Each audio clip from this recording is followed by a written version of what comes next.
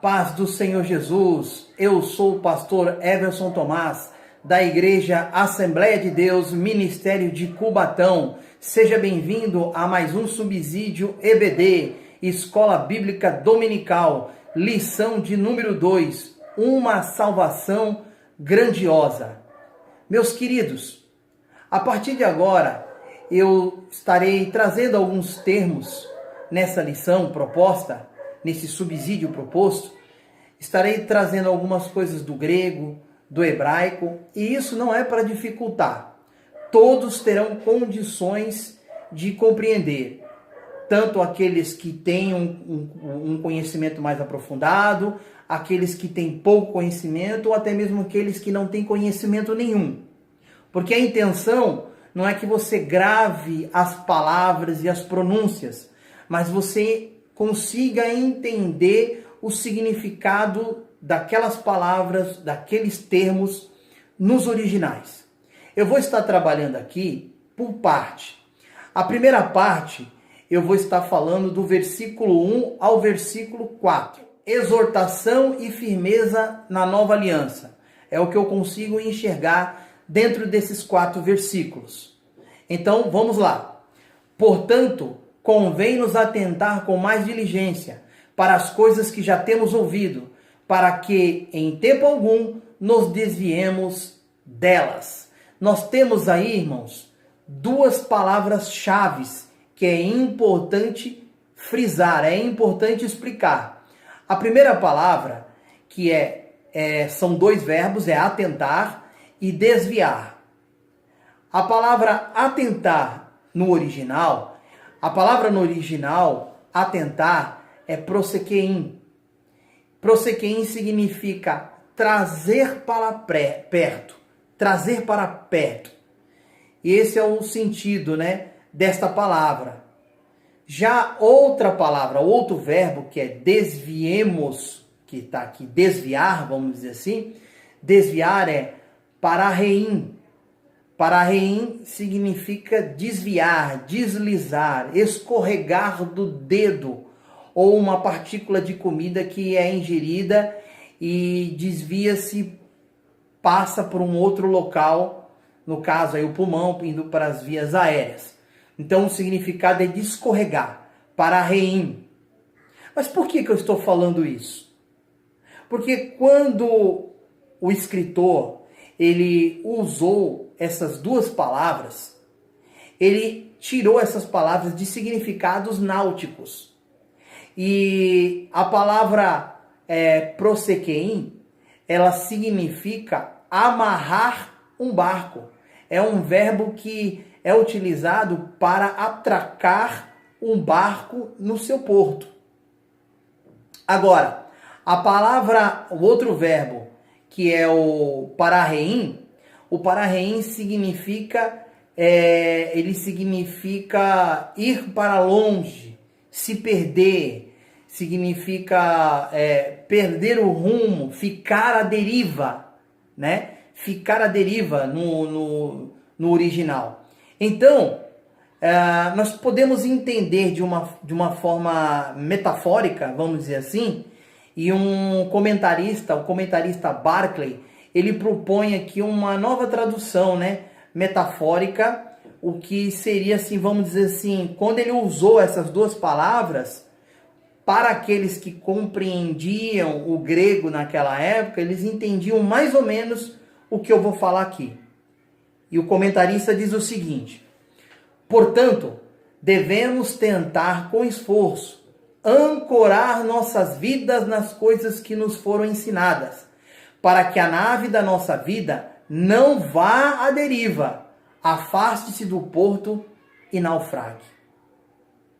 Então, quando o autor utilizou essas 2 palavras, ele estava apropriando esses 2 verbos, se apropriando desses 2 verbos de um significado náutico e querendo então aí dizer como seria a nossa vida de diligência mediante ao Senhor. É bastante interessante e é bastante propício essas 2 palavras para poder dar todo esse sentido, toda essa vida metafórica ao versículo, Por quê? Imagine só, um barco, quando ele está saindo do porto, e se estiver ocorrendo ventos, furacões, enfim, o mar está bravio, essa embarcação precisa do quê? Ela precisa ser atracada. A primeira coisa que acontece é ela tem que ser amarrada e ficar firme. Então, ele usa esses termos para poder demonstrar a vida de um verdadeiro cristão. Quando as ondas e os ventos do mar estiverem assolando o seu barco, é preciso atracar. É necessário atracar no seu porto seguro. É necessário estar firme nas coisas que aprendemos, nas coisas que ouvimos, nas coisas que nos foram ensinadas. O piloto, que somos nós, o condutor da nossa vida, o condutor desta nave, não pode estar dormindo. Não pode deixar o barco à deriva. Não pode deixar o barco se afastar e deixar ser levado pelos ventos do pecado. É preciso estar atento. É necessário estar atento. É necessário estar firme, diligente, constante, atento. Então nós temos aqui um significado profundo desse versículo de número 1, né? Para sermos diligentes. O segundo versículo. Porque se a palavra falada pelos anjos permaneceu firme, e toda transgressão e desobediência recebeu a justa retribuição. Então, veja bem. Agora ele diz, a palavra falada pelos anjos. Que palavras são essas faladas pelos anjos? Que palavras são essas faladas pelos anjos? Nós encontramos no Novo Testamento referências que aludem à passagem na qual Deus deu ali os 10 mandamentos para Moisés no Monte Sinai. E ali é mencionado, tanto em Gálatas como em Atos dos Apóstolos, é mencionado ali que os anjos deram ali a lei, né? Deus escreveu na pedra, mas os anjos deram ali para Moisés. É bem certo que lá no livro de Êxodo não fala que os anjos deram. Então, observe só, aqui ele começa a desenvolver, né? Ele exorta essa igreja de judeus, e agora ele fala, porque se a palavra falada pelos anjos permaneceu firme, e toda transgressão e desobediência recebeu a justa retribuição, outras duas palavras que nós precisamos trabalhar aqui nesse texto é a palavra transgressão e desobediência. Por quê? A palavra transgressão no original é parabases. Parabases significa transpassar, literalmente dizendo, transpassar uma linha limítrofe. Ou seja, existe um limite. Transgressão, não passar aquela linha que foi determinada por lei. Então, aqui diz parabases, então ultrapassar a linha, e depois diz o segundo termo que é utilizado é desobediência. E desobediência no original é parakoi. Parakoi, ela tem um significado muito apropriado nesse texto, porque ela é uma palavra que tem a sua raiz no verbo ouvir. O verbo ouvir. Agora, parakoi significa aquele que escuta mal. Porque não é assim que acontece? Aquelas pessoas que você está sempre ali, ou crianças, está sempre ali aconselhando e falando, não faça isso, não vai por este caminho, você vai se machucar, este caminho é errado. E aí mesmo assim o que acontece? Não se dá ouvido. Desobediência é isso, é escutar mal, é tornar-se surdo mediante a orientação, mediante a exortação da palavra do Senhor. Então, observe que agora nós temos uma ampliação aí do significado dessas duas palavras, né? Porque se tem justiça retributiva para aqueles que transgride e desobedece à lei, quanto mais para aqueles que foram revelado uma grandiosa aliança, que é a nova aliança. É a nova aliança. A velha aliança, ela foi sombras da nova aliança. E agora que agora que é revelada a nova aliança, há uma responsabilidade imensa. E é por isso que no versículo de número 3, o autor ele desenvolve da seguinte forma: como escaparemos nós, se não atentarmos para uma tão grande salvação, a qual, começando a ser anunciada pelo Senhor, foi-nos depois confirmada pelos que a ouviram. Olha só, como escaparemos nós? Algo que é bastante detalhado, bastante explicado. Não tem como a igreja fugir da realidade. Não tem como a igreja fugir de Cristo. Não tem como a igreja fugir da revelação salvífica que se encontra em Cristo Jesus. Esta é a grande revelação que nós temos. Então, por isso que nós temos aqui uma revelação progressiva. Primeiro, a menor, a antiga aliança, recebeu a justiça retributiva.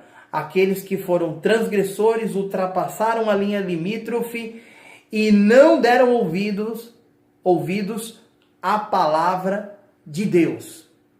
E agora? Como escaparemos nós? Como nós vamos escapar? Não podemos ser negligentes. Os hebreus, em várias ocasiões, essa igreja de judeus, melhor dizendo, do livro de Hebreus, eles diversas vezes eles estavam negligenciando aquilo que foi dado para eles. O próprio capítulo 10, versículo 25, ali há uma exortação para que eles permaneçam em vossas congregações, para que eles não saiam ali da igreja, para que eles não se afastem ali da presença do Senhor. A fuga, ela é impossível, porque a mensagem que é dada à igreja é uma mensagem de excelência transcendente e de importância eterna. Uma mensagem maior implica também em maior juízo. Versículo de número 4. Testificando também Deus com eles, por sinais e milagres e várias maravilhas e dons do Espírito Santo, distribuídos por sua vontade. Além de Jesus ter manifestado os sinais, ele distribuiu dons aos homens. Ele distribuiu esses dons para a manifestação desses sinais. Então nós temos aí Romanos 12, 13, 1 Coríntios 7, 7, 1 Coríntios 12, fala sobre esses dons. Recuperando a integridade humana. Porque não foi os anjos, versículo 5, porque não foi os anjos que sujeitou o mundo futuro de que falamos. Como no original oikoumenen ten melusam.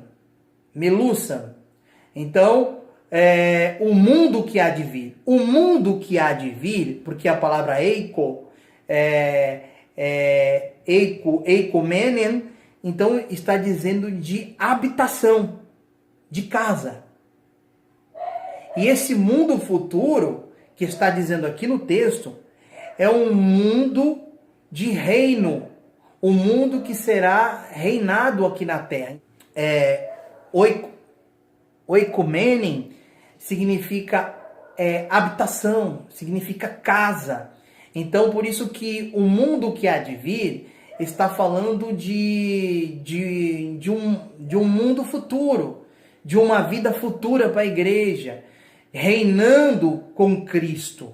Reinando com Cristo. Porque o versículo de número 5 até o versículo de número 8 está falando do homem. Está falando da situação do homem. Então, por isso que quando nós vamos ali para o original, conseguimos entender um pouco mais do que está falando. Está falando está revelando essa habitação que nós teremos com Cristo Jesus. Aqui, reinando com Cristo Jesus. Este mundo não será sujeito aos anjos, de forma alguma, mas a Cristo e a sua totalidade, e também aos remidos, ou seja, a igreja do Senhor. Versículo de número 6. Mas em certo lugar testificou alguém dizendo: que é o homem para que dele te lembres? Ou o filho do homem para que o visites?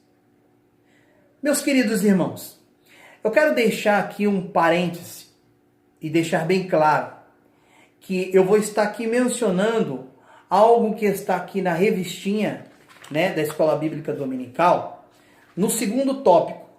O segundo tópico da revistinha, mencionado aqui pelo comentarista, tem um ponto aqui, aí fala assim, na mente do autor dessa escritura, ou seja, da escritura do livro de Hebreus, o Salmo 8 não pode se aplicar a Adão, nem tampouco a raça após queda, mas a Jesus, o Messias, que por meio da cruz veio restaurar a humanidade caída. Então o autor de Hebreus, ele faz menção ali de Salmos 8, do verso 4 ao 6. Aqui, o comentarista, ele diz enfaticamente que o Salmo 8 ali está falando de Jesus.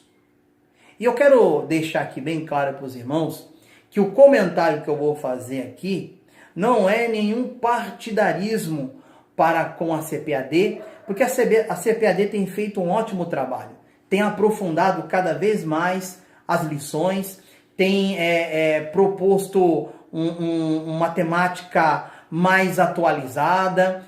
Enfim, não é nada contra a CPAD, não é nada particularizado, e muito menos com um comentarista, que é um grande homem de Deus. Eu acompanho ele, apesar de não conhecê-lo pessoalmente, mas acompanho ele, sei do trabalho dele como teólogo, como pastor. Mas eu não posso ferir a minha consciência de não fazer esse tipo de comentário. Quando ele se apropria ali do versículo de número 4, do verso de número 4 de Salmos 8, e ele fala aqui no versículo de número 6, mas em certo lugar testificou alguém dizendo: quem é o homem para que dele te lembres? Ou o filho do homem para que o visites? Aqui, meus amados irmãos, não está falando de Jesus. Aqui está falando do homem. Aqui está falando do homem. Por quê? Observe bem, vai lá no verso de número 1, no verso de número 2. Você vai ver a contemplação da beleza da criação de Deus, coisas maravilhosas, glorificando a Deus sobre todas as coisas. E aí no verso de número 4, lá em Salmos 8, há uma pergunta. Há uma pergunta que você pode entender que nessa pergunta aqui coloca o homem que está falando aqui dentro de uma limitação. Que é o homem para que dele te lembres? Ou seja, para que seja lembrado pelo Senhor. Ou o filho do homem para que o visite? Então são duas perguntas aqui, mas dentro de um mesmo contexto. Eu quero explicar que essa segunda pergunta dentro desse mesmo contexto, que diz o filho do homem, é bem verdade que num período tardio, né, do Antigo Testamento, nós encontramos, e até no período interbíblico, nós encontramos ali o uso desse termo, filho do homem. Mas o filho do homem, nos originais, ele tem o sentido de homem, tem o sentido da palavra homem. Até mesmo porque, verificando lá no original hebraico do versículo 4 de Salmos 8, lá ele fala, quem é o homem? Enosh. Quem é o homem? Enosh, tá. E o filho do homem, quando ele vai falar do filho do homem, não está escrito Uben Enosh. Está escrito lá o quê? Uben Adam, que significa filho do homem, se referindo à humanidade, filho da humanidade, filho de Adão. No livro de Ezequiel, nós encontramos mais, por volta de 80 referências falando do filho do homem, mas se direcionando ao próprio profeta Ezequiel. Nós encontramos ali, sutilmente, uma profecia ali, aludindo ao filho do homem, se referindo, ou melhor dizendo, se referindo a Jesus, lá em Daniel 7,13. Ali sim nós temos ali, já vemos ali o filho do homem, o termo filho do homem, tomando ali um formato e apontando para Cristo. Apontando para Cristo. Nós temos também outros livros aí intertestamentários que também fala muito sobre o Filho do Homem, se referindo ao Messias, o livro de Enoque, o livro de Quarta Esdras, enfim. Então, é preciso nós compreendermos que esta palavra, Filho do Homem, no sentido de Messias, ela é utilizada num período bem tardio. Então, lá em Salmos 8, é uma poesia de glorificação, mas que também está mostrando e olhando a limitação do homem, ao qual foi dada a autoridade para o homem e o domínio para o homem sobre a natureza, sobre as coisas aqui na terra. Lá em Gênesis 1, 26, 27 fala isso. É a respeito disso. E ali fala do homem pós-queda, o homem que caiu, foi colocado na mão dele o cuidado de todas as coisas, mas ele não pôde fazer corretamente. Por quê? Porque o homem pecou. Por isso que há aquela pergunta, que é o homem? Para que o nosso Deus se lembre dele. E o filho do homem para que o visite. Então, depois de estar bem explicado isso, nós vamos prosseguir, nós vamos dar sequência aqui no texto. Que é o homem? E aí eu posso, irmão, partir para muitas coisas, né? O homem, ele é a imagem de Deus. Lá em Gênesis 1, 27. O homem como pecador, o que ele é? Ele é uma vítima do mal, né? É óbvio que tem as suas responsabilidades, como diz lá em Efésios 2:2, andaste segundo o curso deste mundo, segundo o príncipe das potestades do ar, do espírito que agora opera nos filhos da desobediência. Que é o homem? Eu pergunto para você. O homem agora muda. Um homem como um crente salvo, ele é um troféu da graça. Efésios 2:8. Porque pela graça sois salvos por meio da fé, e isso não vem de vós, é dom de Deus. O homem como santo. O que é um homem como santo? É uma imitação de Cristo. É a semelhança do nosso Senhor. Porque em Gálatas 2:20 diz assim: já estou crucificado com Cristo, e vivo não mais eu, mas Cristo vive em mim. E a vida que agora vivo na carne, vivo-a na fé do Filho de Deus, ao qual me amou e se entregou a si por mim mesmo. Que é o Filho do homem? O Filho do homem é um templo, um lugar de habitação de Deus. 1 Coríntios 3,16. Não sabeis vós que sois o templo de Deus e que o Espírito de Deus habita em vós? Que é o homem como servo de Deus, é uma bênção para o mundo. João 7,38. Quem crê em mim, como diz as Escrituras, rios de água viva correrão de seu ventre. Que é o homem? O homem, como recompensa da glória de Deus, da glória de Cristo, ele se assemelha, ele torna-se parecido. Como diz em 1 João 3,2. Amados, agora somos filhos de Deus, e ainda não é manifesto o que havemos de ser, mas sabemos que quando ele se manifestar, Cristo se manifestar, seremos semelhantes a ele, porque assim como é, o veremos. O homem na condição de pecado, realmente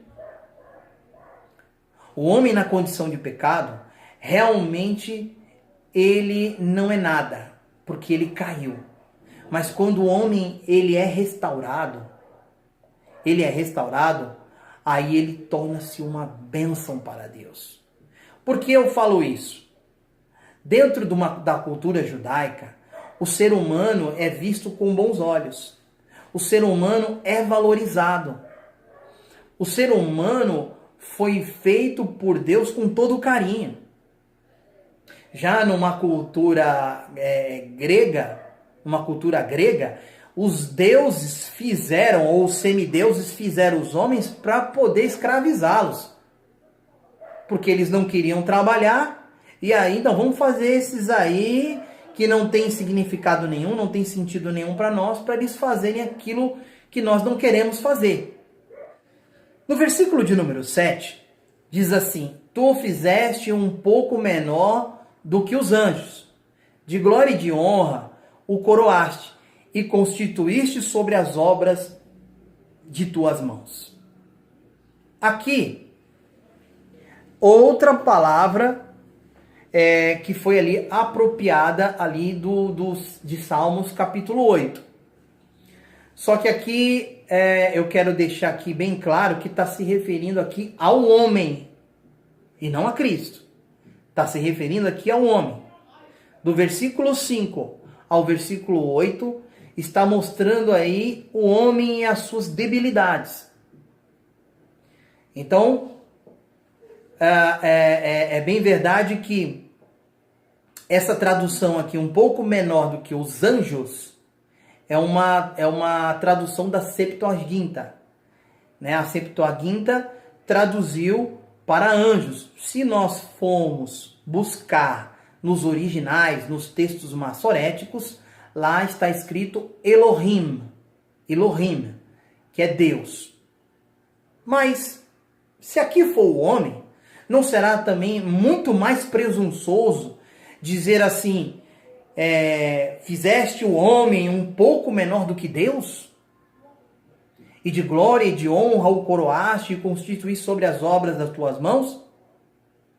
Deu autoridade por homem aqui na terra? Eu vou deixar aqui bem claro que esta forma ser feita um pouco menor do que Deus, ou ser feita um pouco menor do que os anjos, não tem dentro da cultura judaica nenhuma pretensão em tentar assim dizer assim, olha, o homem está só um pouquinho abaixo de Deus, vamos dizer assim, não. É uma linguagem que é usada por eles, mas é óbvio que o homem tem uma distância imensa. Há uma distância imensa entre Deus e o homem.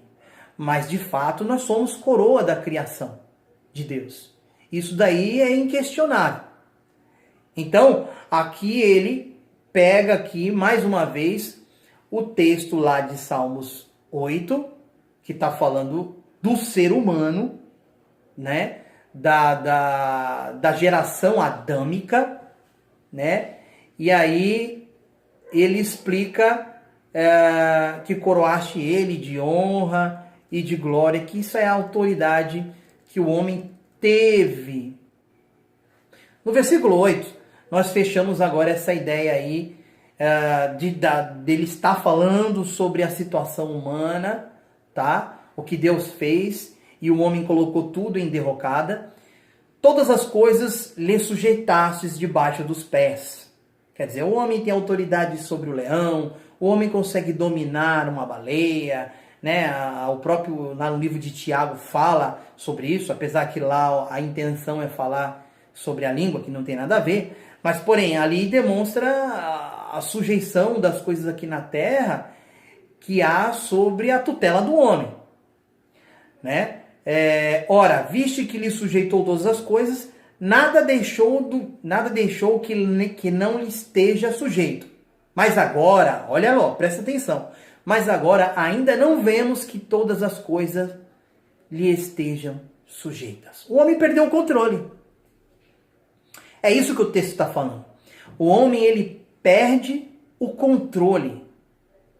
E Cristo, ele vem para restaurar tudo isso. E aí, no versículo de número 9, agora no versículo de número 9, vem todo o desdobramento sobre essa situação de escravidão do homem. Chesterton, ele diz o seguinte, que é bastante apropriado para essa situação. Uma coisa é certa, o homem não é o que deveria ter sido. O homem não é o que deveria ter sido. Deus tinha algo muito maior para a humanidade.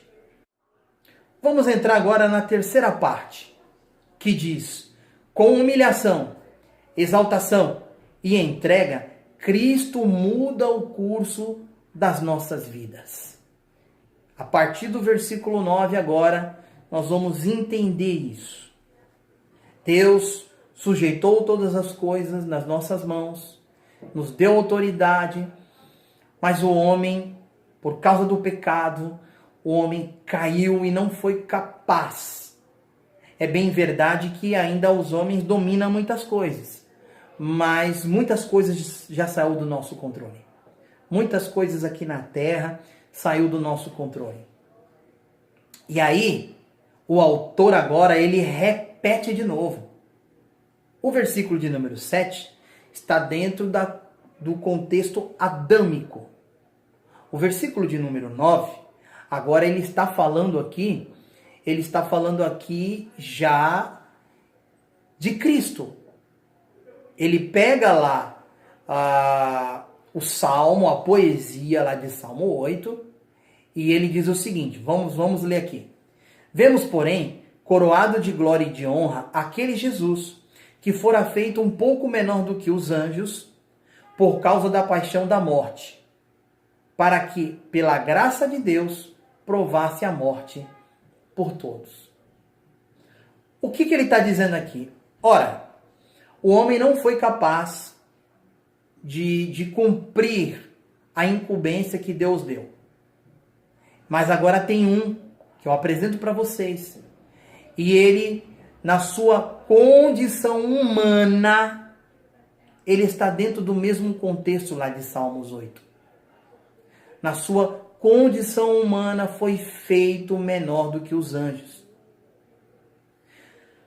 Numa outra versão, a King James atualizada, ela diz o seguinte, esse versículo de número 9. Observamos, no entanto, aquele que por um momento, veja bem, está aqui mensurando o tempo, por um momento foi feito menor do que os anjos. Aqui é Cristo. Cristo foi feito menor do que os anjos por um período de tempo, quando ele estava dentro da sua condição humana. Porque aqui ele está se referindo à condição humana de Cristo, e não à sua deidade.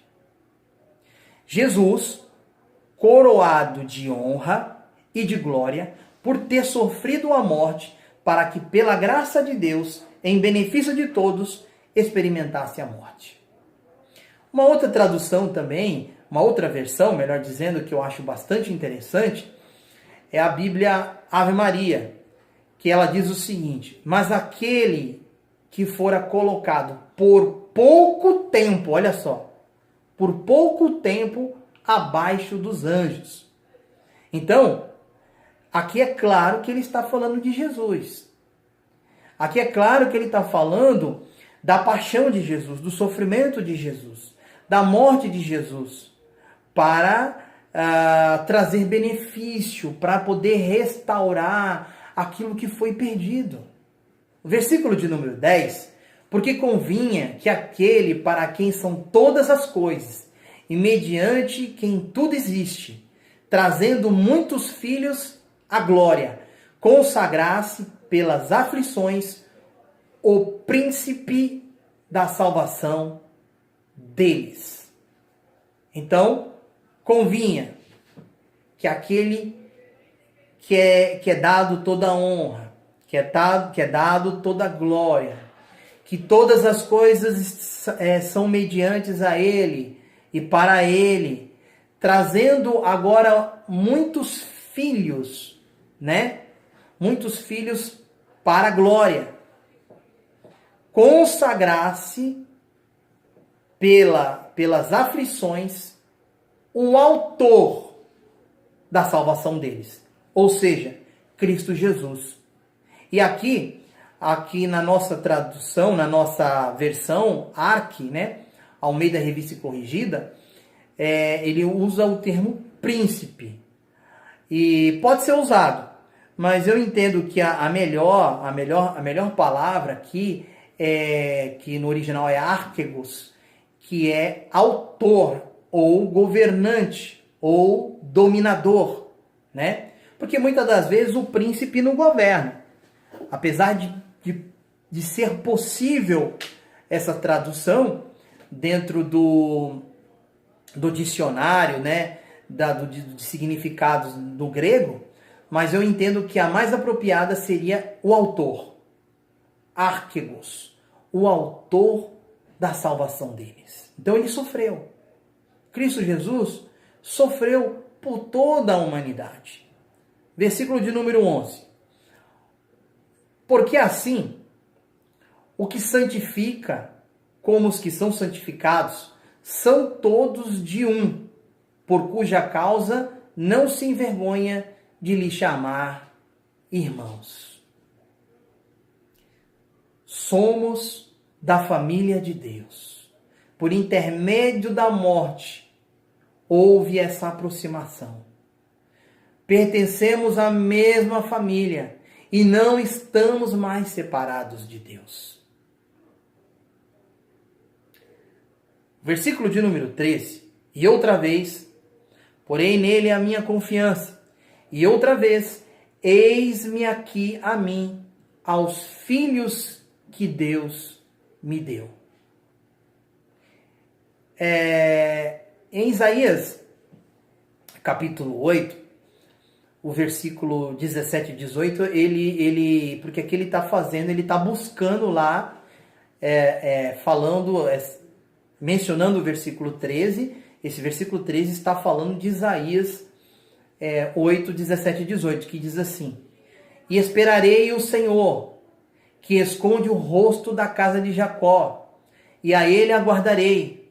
Eis-me aqui, com os filhos que me deu, o Senhor, como sinais e maravilhas em Israel da parte do Senhor dos Exércitos, que habita no monte de Sião. Você observa que o autor da carta aos Hebreus, ele tem bastante conhecimento dos textos do Antigo Testamento, da profecia, dos cânticos, né? Da poesia. Então, fechamos aqui essa terceira parte. Essa terceira parte aqui que fala desta restauração. A derrota do diabo. E visto como os filhos participam da carne e do sangue, também ele participou das mesmas coisas, ou seja, Cristo participou também da carne e do sangue. Cristo foi feito homem, para que pela morte aniquilasse o que tinha o império da morte, isto é, o diabo. Versículo de número 15. E livrasse todos os que, com medo da morte, estavam por toda a vida sujeitos à servidão. 16. Porque, na verdade, ele não tomou os anjos, mas tomou a descendência de Abraão. Olha, é bem claro, meus irmãos, nesse texto, que houve uma consequência drástica para o homem, quando o homem pecou, mas Cristo Jesus, quando ele veio por nós. E ele veio para poder destruir a morte. Ele veio para tirar a morte. Mesmo que não se consolide a morte, a destruição da morte agora, que isso será mais para frente, já aí numa questão escatológica, mas Cristo nos restaurou. E Cristo nos trouxe aqui a vitória. E aqui em Colossenses 1, 12 ao 13, ele dá a resposta. Ele dá a resposta. E ele diz o seguinte: dando graças ao Pai, que nos fez idôneo para participar da herança dos santos na luz, ele nos tirou da potestade das trevas e nos transportou para o reino do Filho do seu amor. Então, podemos dizer aqui que foi colocado abaixo todo ali o projeto do diabo.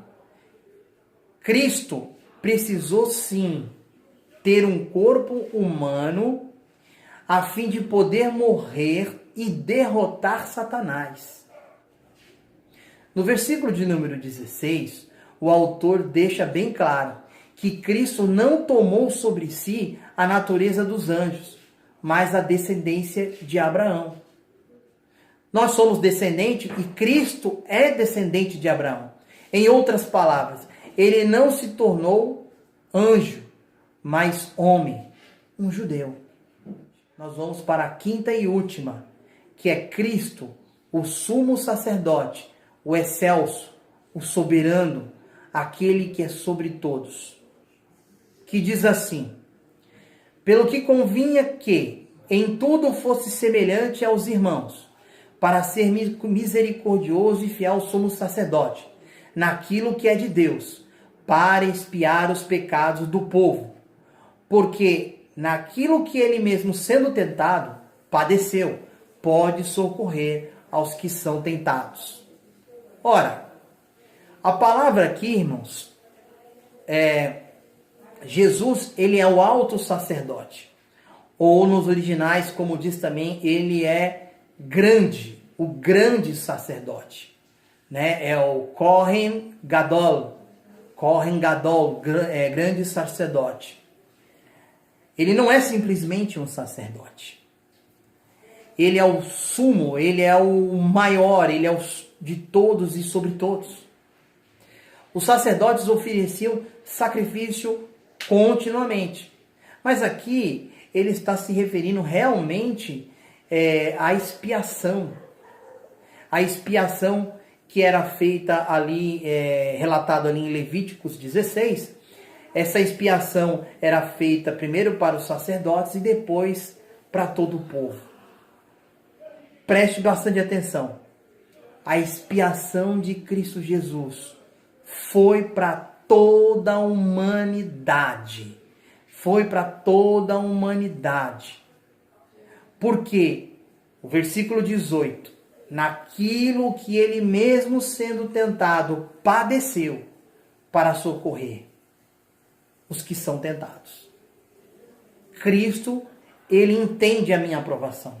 Ele entende as minhas tentações. Ele entende as suas tentações. As tentações da vida. E ele veio para nos restaurar. Eu termino aqui essa aula. E eu peço para você, se você está gostando dos subsídios, compartilhe, dá um like ali, inscreva-se no meu canal. É preciso fazer isso para que eu possa poder estar continuando, né? Então, eu quero agradecer a você que emprestou os seus ouvidos aí para poder ouvir esse subsídio, mas creio que esse subsídio será uma bênção para a Escola Bíblica Dominical. Que Deus abençoe e até o subsídio da lição número 3.